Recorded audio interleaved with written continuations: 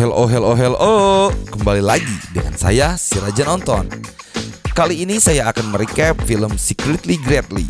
Film yang akan menceritakan tentang agen Korea Utara yang ditugaskan di selatan.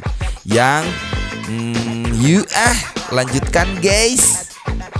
Di awal, scene akan memperlihatkan seorang militer yang berada di tepi pantai dengan komandannya. Anggota militer itu sedang melapor kepada komandannya. Lalu komandannya memberikan instruksi kepada militer itu untuk tidak mati dalam bertugas. Kalaupun mati, ia harus menjadi legenda. Ya, militer itu adalah Won Ryu Hwan, seorang pimpinan unit khusus 5446 Negara Demokrasi Korea Utara yang memiliki misi Red Cliff Flower, penyusupan ke Korea Selatan. Kemudian scene akan berlanjut di mana Won sedang menjalankan tugasnya di Korea Selatan. Dia sedang melakukan pemetaan di sebuah taman bermain. Lalu dia dilempar oleh anak kecil dengan kerikil. Terlihat dia tidak melawan kepada anak kecil itu. Ya, ternyata dia sedang dalam misi penyamaran menjadi orang yang bodoh. Hahaha, ada-ada aja misinya. Di Korut dia sebagai seorang pejuang revolusi, tapi di Korsel dia menjadi orang yang bodoh demi menjalankan misi kenegaraan. Selanjutnya scene akan memperlihatkan Won sedang dibangunkan oleh seorang wanita yang meneriakinya di pagi hari. Wanita itu adalah Jeon Son Im, pemilik toko kelontong yang sekaligus menjadi majikan dan ibu angkatnya Won. Oh iya, di Korsel nama Won menjadi Donggu. Selanjutnya Won siap-siap kerja. Pertama, memasukkan tisu kepada hidungnya agar ia bersin dan terlihat meler. Kedua, dia harus jatuh dari tangga ke bawah agar terlihat lebih meyakinkan sebagai orang yang bodoh. Kemudian kegiatan ia setiap pagi adalah menyapu di dekat toko kelontong tersebut. Selanjutnya pasti ada seorang gadis yang menyapa dia di pagi hari dengan memuji Won sebagai pekerja yang rajin. Ya, dia adalah Yoon Yoran, seorang gadis akuntan yang bekerja di perusahaan kecil. Dan sepertinya si Won terlihat menyukai Ran. Ketika Won sedang asik menatap Yoon, dia dipukul dari belakang oleh seorang lelaki dan ternyata dia adalah adiknya Ran yang bernama Yeon Yu Jon. Dia adalah siswa SMA. Selanjutnya scene memperlihatkan Won sedang berpura-pura tidak bisa membereskan sampah. Ia malah membuat semakin kacau dan si Jeon pun langsung mengomel melihat itu. Won dalam hatinya berkata bahwa Jon adalah orang yang paling pelit dan hemat. Saking pelit dan hematnya, orang-orang curiga kepadanya. Lalu ia disuruh untuk membangunkan kakaknya. Kemudian kakaknya terlihat sedang tidur-tiduran. Scene berlanjut kepada Won sedang menjaga toko kelontongnya itu. Dia berpura-pura tidur ketika menjaga, padahal dia tidak tidur. Setiap orang yang mencuri di toko itu ia catat dalam bukunya. Kemudian ada wanita datang dan terlihat dadanya begitu besar. Won kaget dan langsung mengeluarkan ingus dari hidungnya. Wanita itu meminta sebatang rokok. Namanya adalah Ran, seorang wanita penghibur yang memiliki perilaku buruk. Dan dia mengambil rokok lebih dari satu batang. Ya, dia mengambil satu box. Waduh, tapi seperti biasa ia langsung mencatatnya. Selanjutnya ada seorang paman pos yang menanyakan John dan ia bilang tidak ada. Dia pun membagi es krim dengan Won lalu duduk di depan toko kelontong tersebut. Paman pos itu bertanya tentang kabar terbaru apa yang terjadi, lalu mempertanyakan markas. Ya, dia adalah agen dari Korut juga. Dan si paman pos itu terlihat senang karena mendapatkan pekerjaan baru, menjadi bagian manajer girl band Korsel. Namun si Won memperingatkan untuk selalu berpikir dewasa kepada dia. Kemudian si laki-laki itu bertanya, menyapa Won terlihat gelisah. Apakah sudah hari H? Selanjutnya si Won menutup mulut laki-laki itu. Wow, ada apa ya dengan hari H? Dan apa itu hari H? Selanjutnya scene memperlihatkan hari sudah malam dan hujan turun tidak terlalu lebat. Won memakai jas hujan hitam, berjalan di jalanan sekitar jalan toko tersebut. Terlihat ada 3 orang menggunakan payung, 1 ibu dan 2 anak. Lalu si Won tiba-tiba membuka jas hujan dan hujan-hujanan sambil menari-nari seperti orang yang bodoh. Selanjutnya dia buang air besar dan ketika dia buang air besar muncullah si Yoon, wanita yang ia sukai. Yoon menohok melihat si Won buang air besar dan si Won pun merasa hancur masa depannya ketika itu. Ya, ternyata itu adalah sandi penyamarannya. 1 bulan 2 kali dia harus buang air kecil di depan umum dan 6 bulan sekali buang air besar di jalanan.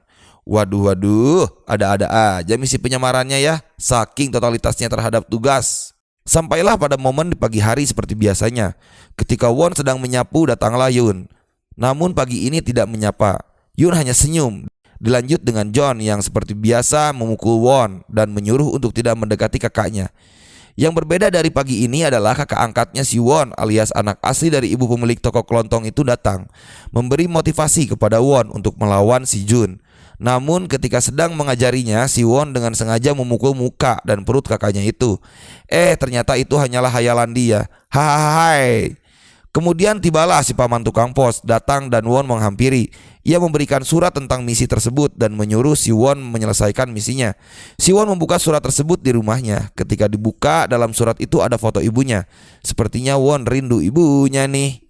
Won sangat rajin latihan sebenarnya, tanpa ada yang mengetahui ketika di rumahnya. Ketika sedang latihan, dia dihadapi oleh Lee Hairang, kapten pasukan Black Dragon. Dia datang untuk bertamu, namun ketika pintu dibukakan oleh si Won, tiba-tiba si Rang langsung menyerang dan pertarungan pun terjadi, namun tidak berlanjut. Ternyata si Rang ini adalah rival semasa kecil ketika di utara. Selanjutnya si Rang mengobrol dengan si Won. Dia meledek bahwa si Won tidak bisa percaya karena menjalankan misi sudah 2 tahun tanpa ada kabar. Dan si Rang yang akan tercatat di sejarah ke depannya, dan si Won hanyalah pelengkap dalam sejarahnya. Kemudian si Rang pergi dari tempat tinggal si Won. Hari sudah pagi kembali. Won melihat Rang mulai bergerak. Kemudian dia mengejar dengan sepeda ingin mengintai apa yang sebenarnya dilakukan oleh si Rang. Rang menuju ke sebuah gedung. Si Won mengikuti kali ini. Dia menyamar dengan menggunakan pakaian dan motor si paman tukang pos. Rang masuk lift. Won mengikutinya dan terus mengawasi. Terlihat si Rang masuk ke ruang audisi musisi rock. Di sisi lain ternyata si Rang misinya adalah mengikuti audisi musisi rock. Namun si Rang mulai pesimis ketika mengetahui bahwa kualitas permainan musik orang selatan lebih baik darinya. Selanjutnya scene memperlihatkan si Won sedang akan menulis surat kepada ibunya. Namun itu tidak terjadi karena ada yang mengetuk pintu kamarnya. Ya, dia adalah seorang anak kecil yang sering menjahilinya. Dia meminta tolong untuk mencarikan kakaknya yang hilang semenjak buang air kecil. Anak kecil itu memohon terus-menerus agar kakaknya dicarikan oleh si Won. Hingga akhirnya Won mau membantu mencarikannya dengan serius. Dia mulai meneliti dari mulai air kencingnya, lalu dia naik ke atas rumah untuk melihat sekitar. Warga di daerah sekitar pun sibuk membantu mencari anak yang hilang itu. Dan tiba-tiba Won mendengar suara anak itu dari kejauhan. Ia mulai mengejar dan menghampiri asal dari suara itu. Dan akhirnya ketemu. Dia sedang dibawa oleh setukang cukur yang bernama Park Ji. Won mengintip dari luar melihat apa yang terjadi sebenarnya. Ternyata si anak yang mengejar tukang cukur itu menginginkan biskuit dari tukang cukur. Dan si tukang cukur meminta untuk tidak memberitahu ibunya karena takut khawatir. Yaps, ternyata si tukang cukur itu menyukai ibunya. Ketika sedang asik mengintip, warga menemukan si Won. Ternyata dia mengenakan pakaian dalam wanita dan mukanya ditutupi keresek. Warga pun menuduh bahwa dia adalah penculiknya, walaupun tidak mengetahui bahwa itu adalah si Won. Ada-ada aja, akhirnya si Won berhasil kabur dari kondisi tersebut. Kemudian scene memperlihatkan kondisi di utara. Sedang terjadi perbincangan terkait pasukan khusus 5446 yang tidak diketahui siapa pembentuknya. Dan menurut perbincangan itu, pasukan tersebut tidak bisa dikalahkan. Di sisi yang lain, yaitu di selatan, si Won sedang bertemu dengan paman pengantar pos. Si paman pos disuruh pulang ke utara dan hendak meminjam pistol milik si Won. Namun si Won meminta alasan mengapa ia ingin meminjam pistol. Lalu si paman pos bercerita, ternyata keluarganya membelot dan tertangkap di Cina dan ibunya mati, sehingga dia menjadi sangat sedih. Si paman pos memohon sampai jongkok dan si Won pun mengeluarkan pistolnya dan memerintahkan si paman pos untuk bunuh diri karena dia telah membelot. Ternyata senjata yang Won berikan ke paman pos untuk bunuh diri itu tidak berisi peluru. Si Won memarahi si paman pos dan tiba-tiba si paman pos menyerang si Won dan merasa si Won tidak akan merasakan penderitaannya karena tidak punya anak. Lalu si Won menyerang balik dan memberitahu si paman pos untuk berhenti merengek dan menjalankan kembali perintah dari tanah airnya. Walaupun kelak dia akan dipenjara. Di sisi utara ternyata sedang terjadi penembakan terhadap orang-orang yang sedang mendiskusikan pasukan 5446 tadi dengan menggunakan senjata jarak jauh. Setelah insiden penembakan terjadi berdampak pada akan diselidikinya pasukan 5446. Kemudian Won melanjutkan kembali menulis surat untuk ibunya yang sedang dia rindukan. Ternyata surat-surat itu tidak pernah dikirim loh. Ia menyimpannya di bawah karpet. Ketika sedang menatap foto ibunya, tiba-tiba lampu kamar Won mati dan dia ditodong oleh pistol dari belakang. Won bertanya, jika dia dari utara, maka dari pasukan mana? Si penodong itu bilang bahwa ketika ia di selatan, ia memiliki kesalahan. Lalu si penodong itu mengingatkan tentang misi Won di selatan. Kemudian dia pergi. Dilanjut dengan Won yang mengejarnya. namun karena larinya terlalu cepat sehingga tidak terkejar. Kemudian Siwon ketahuan oleh si wanita penghibur sedang berada di atas atap dan dia disuruh untuk menemaninya. Ketika sedang menemani si wanita penghibur, Siwon ingin segera cepat-cepat pergi. Kemudian si wanita penghibur itu bercerita tentang masa lalunya yang pernah mengadopsi seorang anak. Kemudian dia tidak sadarkan diri karena mabuk, sehingga diantar pulang oleh si Won. Ketika Won mengantarnya, dia bertemu dengan Rang dan si wanita penghibur itu muntah di hadapan Rang. Hahaha, jijik gak sih? Namun Won tak langsung pulang. Dia bertanya kepada Rang apa ada yang mendatanginya. Rang menjawab tidak ada. Namun itu sudah menjadi tanda bahwa pasukan di Korut sudah tidak percaya kepada Won dan Rang. Kemudian Won melanjutkan obrolan dan menyuruh Rang masuk dan si Won pulang. Sambil pulang, si Won memikirkan perkataan yang menodong pistol tadi. Dan terlihat si penodong itu pun sedang mengikutinya. Ternyata dia adalah Lee Hae-jin, seorang tentara pelatihan yang dilatih oleh si Won ketika di utara. Pagi tiba, si Won seperti biasanya menjaga toko kelontong. Kemudian datang Jun, ternyata dia bersama si Lee yang bertugas sebagai anak sekolah. Kemudian melewat si paman pos, namun tidak menyapa si Won. Si Won mengejarnya dan bertanya, tapi dia tidak menjawab. Keesokan harinya, para penjalan misi utara yaitu Lee, Rang, dan Won berkumpul. Terlihat mereka sedang mencuci pakaian bersama di atap toko kelontong. Lalu terdengar si ibu toko kelontong sedang diserang oleh dua orang. Lalu si Won mencoba membantu dan akan menghajarnya, tapi ditahan oleh si ibu pemilik toko itu seperti seakan-akan tahu bahwa Won pandai bertarung. Scene akan memperlihatkan di mana desa tersebut sedang mengadakan pertemuan dengan para warganya. Ya, itu pertemuan makan-makan bersama dan ada hiburan juga dari si Rang dan wanita penghibur. Di momen itu terlihat semua sangat senang dan momen yang menyentuh hati. Lalu dalam hati si Won berkata bahwa dia takut tidak seperti dulu lagi karena sudah terbawa oleh suasana selatan. Di sisi lain, utara terlihat scene di mana anak-anak sedang dilatih dan ada dua jenderal yang sedang mengobrol membicarakan tentang para pegawai administrasi yang selalu membicarakan tentara 5446. Dan dia memerintahkan untuk menarik semua penjalan misi untuk kembali ke utara. Di selatan, 3 orang penjalan misi itu sedang berbincang dan membicarakan tentang sampai kapan misi ini ditunggu. Kembali lagi ke utara, karena jenderal ini menjadi bahan obrolan kantor administrasi, dia akhirnya membuat keputusan untuk membubarkan pasukan 5446 dengan membawa para penjalan misi kembali ke Korea Utara. Lalu mereka akan dituduh sebagai pengkhianat revolusi hingga dibunuh. Dan jangan sampai dokumen 5446 diketahui banyak orang. Wow, keji sekali bukan? Hal seperti itu dilakukan agar si jenderal ini aman di mata kantor administrasi. Scene kembali ke selatan memperlihatkan di mana 3 orang pejalan misi itu sedang asik bercengkrama. Namun hal itu terhenti ketika ada yang memanggil si Won. Ya, dia adalah si Park Ji, seorang tukang cukur yang ingin membeli kue untuk orang yang ia sukai.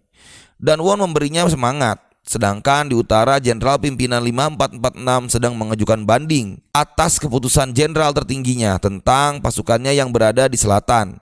Si jenderal 5446 ingin para pasukannya disuruh bunuh diri agar mati terhormat. Dan si jenderal pun siap bertanggung jawab jika pasukannya lalai terhadap misi itu. Kemudian Won bertemu dengan tetua di desa itu. Tetua berbicara terus terang bahwa dia sedang menelusuri latar belakang Won, namun tidak pernah ketemu dan merasa kemampuan detektifnya sudah tumpul. Tapi dia merasa bahwa Won baik-baik saja. Setelah itu Won, Rang, dan Lee mendapatkan pesan dari jenderalnya. Pesan itu adalah tentang misi bunuh diri bagi mereka prajurit 5446. Terlihat scene di mana selain mereka bertiga ada yang sudah bunuh diri beberapa orang. Di sisi lain, Won, Rang, dan Lee berkumpul dan membahas tentang perintah bunuh diri ini. Won meragukan perintah ini. Lee memberitahu Won, apakah Won sudah takut mati dalam misi? Dan apakah Won sudah akan membelot pada perintah? Selanjutnya Lee menodongkan pistolnya pada Won dan Rang mencoba untuk menghentikan perbuatan Lee. Dan Rang menyerang Lee, lalu Lee kabur dan akan melaporkan perbuatan Won dan Rang itu sebagai pengkhianatan. Lee dikejar oleh Won. Lee ditemukan dan Won menyuruh Lee untuk membunuh Won langsung pada saat itu juga. Namun Lee tidak berani dan Lee disuruh untuk tenang dalam menghadapi misi ini. Di sisi lain, kasus bunuh diri para pasukan utara ini menarik perhatian pemerintah selatan dan pemerintah selatan akan menyelidiki hal tersebut. Di taman bermain, Won dan Rang sedang mengobrol. Lalu Won menyuruh Rang untuk menyanyikan lagu terlarang dan Rang pun menyanyikan lagu itu. Won merasa tugas ini sangat besar, bahkan membuatnya galau untuk melaksanakan misi tersebut. Terlihat scene di mana ia sedang menulis surat untuk ibunya. Berharap masih bisa bertemu dengan ibunya, Rang berjalan sendirian dengan memegang gitar. Ia merasa ada yang sedang mengawasinya. Lalu Silly menghajar orang yang mengawasi Rang tersebut. Scene selanjutnya memperlihatkan di mana Won sedang dibidik oleh sinar laser merah. Namun ia tidak dibunuh. Ya, dia dari pemerintahan selatan yang akan mengajak kerjasama untuk menindaklanjuti kasus bunuh diri dan menyuruh untuk meninggalkan utara karena Won sudah dibuang. Tapi jika Won tidak mau, maka pemerintahan selatan itu akan menangkapnya lalu membunuhnya. Lalu ketika Won diancam dan ditodongkan pistol, Lee datang dan menghajar orang selatan. Lalu dia kabur dan dikejar oleh Lee. Pengejaran itu membuat Lee tertembak dan orang selatan mengeluarkan chip dari tubuhnya si Lee yang dipasang ketika di utara. Chip itu ternyata alat pendeteksi keberadaan dan kehidupan. Kemudian di utara, isu Won dan kawan-kawan tidak mau menjalankan perintah sedang ramai. Pelatih Kim Tae-won diberikan instruksi oleh jenderal untuk menyelesaikan masalah yang ada di selatan sebelum Won dan kawan-kawan menjadi pengkhianat tanah air. Di selatan terlihat Won sedang membuang alat komunikasi ke sebuah air. Lalu Won pergi ke tempat cukur untuk merapihkan rambutnya. Selanjutnya scene memperlihatkan pelatih Kim Tae-won sedang menepi di selatan. Scene akan memperlihatkan aktivitas Won seperti biasanya, menyapu di pagi hari dekat toko kelontong. Yang berbeda hari ini, dia menyapa Yun untuk mengikuti perkataan adiknya jika terjadi sesuatu pada Yun. Yun terkagum dengan perubahan rambut Won pada saat itu. Won berubah. Kemudian Won mengelak dari pukulan Jun, tidak seperti biasanya. Dan Won berpesan kepada Jun untuk baik-baik di sekolah. Lalu Won sarapan bersama ibu angkatnya. Namun dia tidak memperlihatkan sikap bodoh seperti biasanya. Kondisi ibu angkatnya pada saat itu sedang sakit. Won jadi mengingat ketika dia ditemukan oleh ibu angkatnya di sekitar pedesaan tersebut. Kemudian Won menyuruh ibu angkatnya untuk pergi ke dokter. Kemudian dia pun berpamitan pergi dan si ibu angkatnya pun merasa sedih. Won memberikan pesan kepada wanita penghibur untuk berhenti merokok. Dan dia memberikan alamat anaknya yang diadopsi. Lalu memberikan kaleng kue yang berisi uang Won. Scene memperlihatkan Rang dan Won bertemu. Lalu ada pengintai selatan yang dirubuhkan oleh Won dan mengambil alat komunikasi untuk menitipkan Lee dan menganggap dia sebagai adiknya sendiri. Ketika sedang berkomunikasi dengan pihak selatan, dia mendengar bahwa pelatih Kim Tae-won sudah sampai di selatan. Kemudian scene memperlihatkan Won sedang bertemu dengan pelatih Kim Tae-won. Ternyata Won memiliki permintaan kepada Kim. Negara harus dapat menjamin ibunya sebelum ia menjalankan misi terakhirnya, yaitu bunuh diri. Namun pelatih Kim menganggap dia banyak omong dan merusak misi. Di situ pun terjadi pertarungan antara Won, pasukan Kim, dan pelatih Kim. Ketika dia jatuh dari gedung karena ditendang oleh pelatih, datanglah anak-anak yang sering menjahili Won. Dua anak itu akan ditembak oleh pihak utara. Lalu Won menolongnya dan pihak utara itu pun ditabrak. Ternyata yang menabraknya adalah si Rang. Kemudian mereka dimasukkan ke dalam mobil dan terselamatkan. Kemudian Rang dan Won sengaja datang ke gedung kosong agar pertarungan tidak banyak melibatkan warga sekitar. Ternyata mereka sudah janjian di gedung kosong itu. Mereka berjanjian dengan paman pos untuk dibawakan senjata. Namun ketika mereka membuka tas yang diberikan oleh paman pos, ternyata isinya bukan senjata. Dan pada saat itu paman pos mengakui identitas sebenarnya. Ya, ternyata dia adalah seorang profesor yang bernama Seo Sang-gu yang menciptakan pasukan 5446. Dan sekarang posisi Won dan Rang sudah dikepung oleh pihak utara. Dan tuduhannya adalah pengkhianat republik. Dan profesor itu pun memerintahkan anak buahnya untuk mengeksekusi Won dan Rang. Won dan Rang bertempur melawan pihak utara yang akan mengeksekusi mereka. Won dan Rang berhasil menghabisi anak buah dari Profesor Gu. Namun Won merasa bahwa hal ini berlebihan dan sepertinya tidak akan menyelamatkan ibunya. Namun ketika Won berpikir bahwa ini berlebihan, Profesor Gu memberitahukan bahwa ketika misi bunuh diri ini sudah landing dan diinstruksikan, hal itu sekaligus menjadikan keluarga yang diberikan misi sudah tidak akan selamat, alias dihabisi juga. Wow. Kemudian Profesor menganggap bahwa pasukan 5446 adalah produk yang gagal. Rang marah dan pertarungan terjadi lagi. Namun Won masih berdiam diri. Dan Profesor Gu menghina terus Won. Namun akhirnya Won kehilangan kontrol dan mencekik si profesor, bahkan akan mencongkel matanya. Tapi di luar terdengar suara tembakan, dan tembakan itu terkenai Won. Rang tertembak dan dibawa oleh pasukan utara. Di sisi lain, di luar, kedatangan pihak selatan yang menjadikan baku tembak antara utara dan selatan.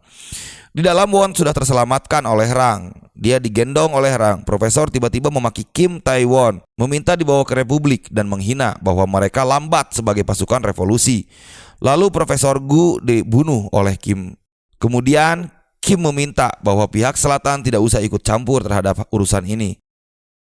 Scene memperlihatkan Won dan Rang di lantai atas, dan Rang meminta pemilihan ulang Kapten 5446, yaitu dengan cara siapa yang bertahan hidup di situasi sekarang. Dan Won bertanya apakah Rang dan Won akan bertahan hidup.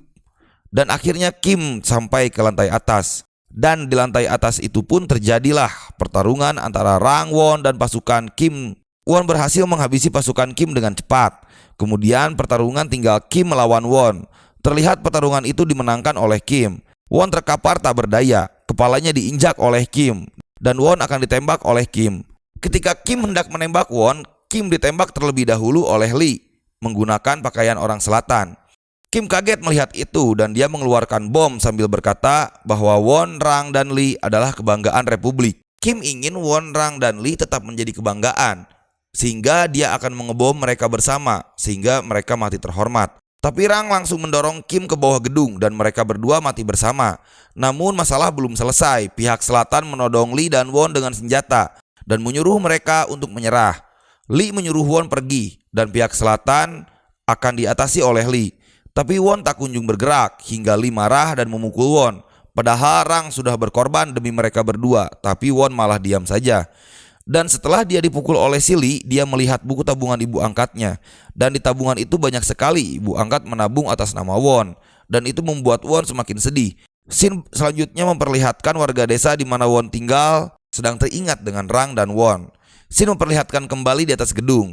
Lee akan ditangkap, namun Lee menembaki pihak selatan dan Lee pun akhirnya tertembak beberapa kali.